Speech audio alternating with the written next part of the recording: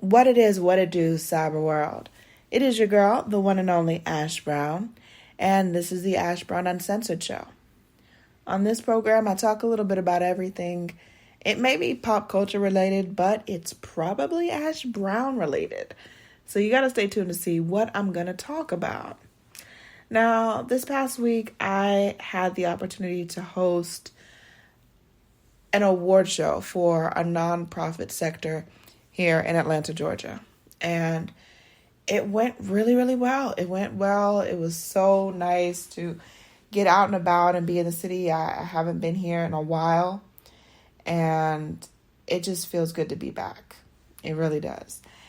But as I was meeting so many different people and connecting with folks and all that, it came to my attention that this year, 24, is actually 10 years since my very first event emceeing gig.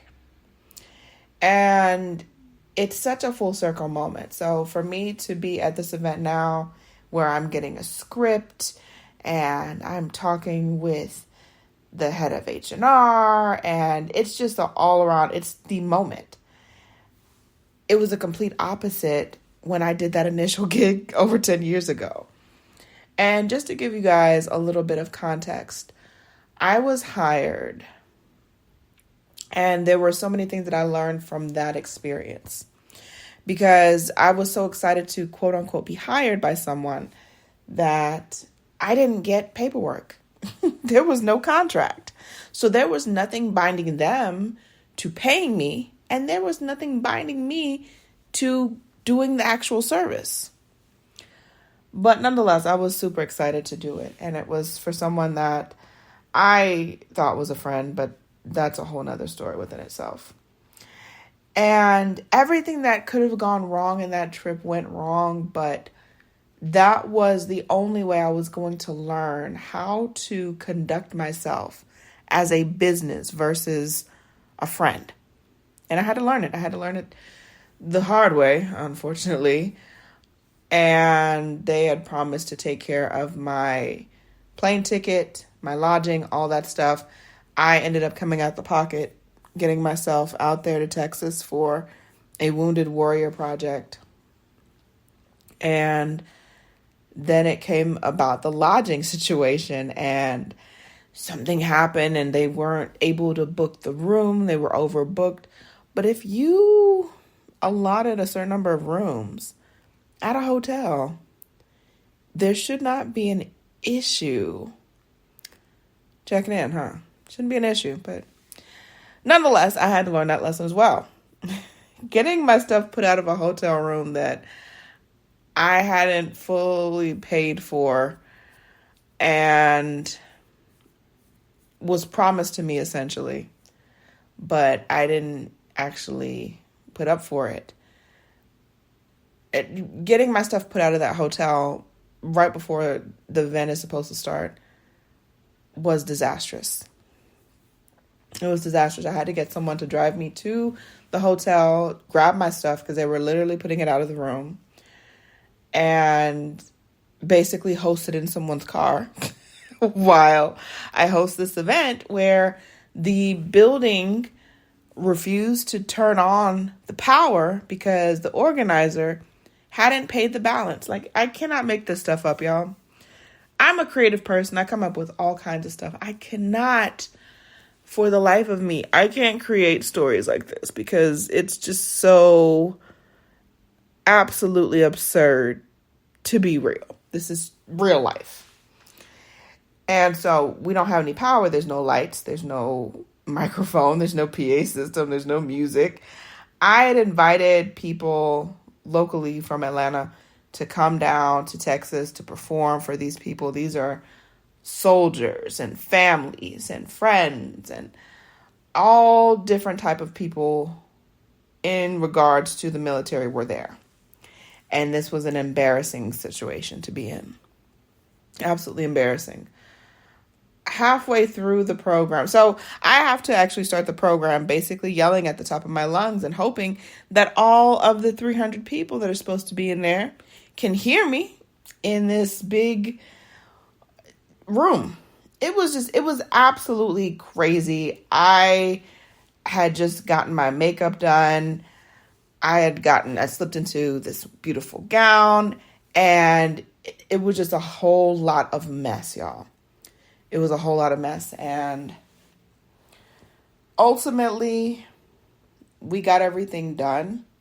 And I guess they had paid the building something because they turned the power on halfway through the program.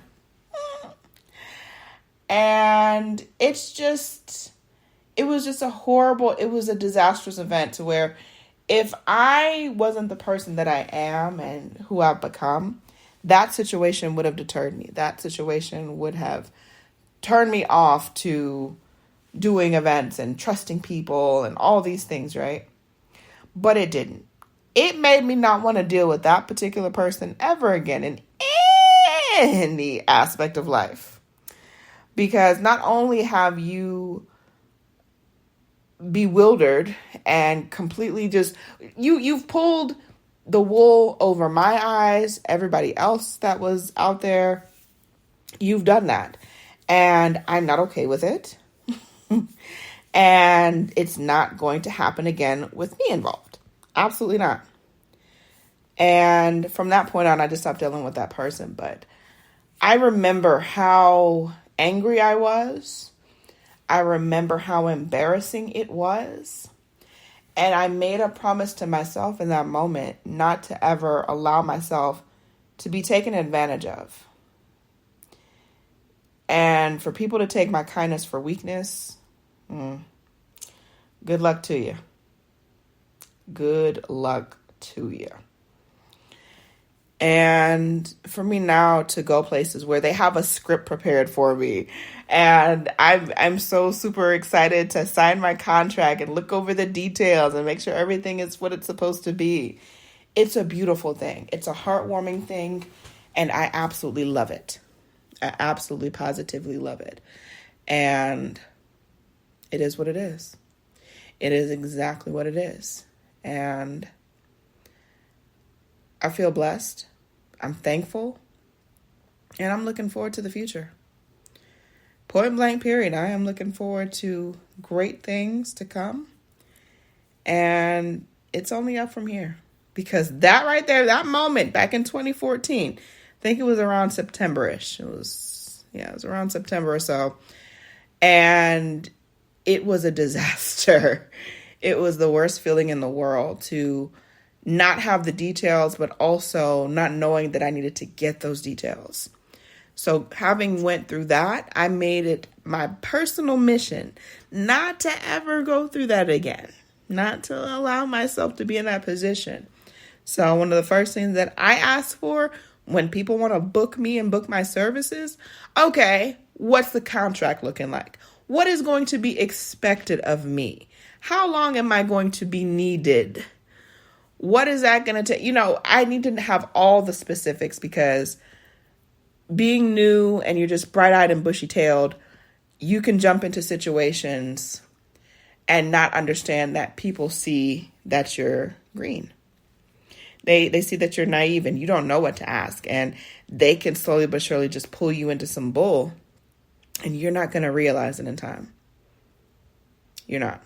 So that's my little take on that, darling. So that is my take on that. But I love you guys. Thank you so much for your love and support. And keep in mind, anyone to tell you that you can't do what you want to do, you look them in the face and tell them, don't believe me. Just watch. Watch what I do. Watch me make it happen. Watch me make history. I love y'all. Have a great week. Deuces.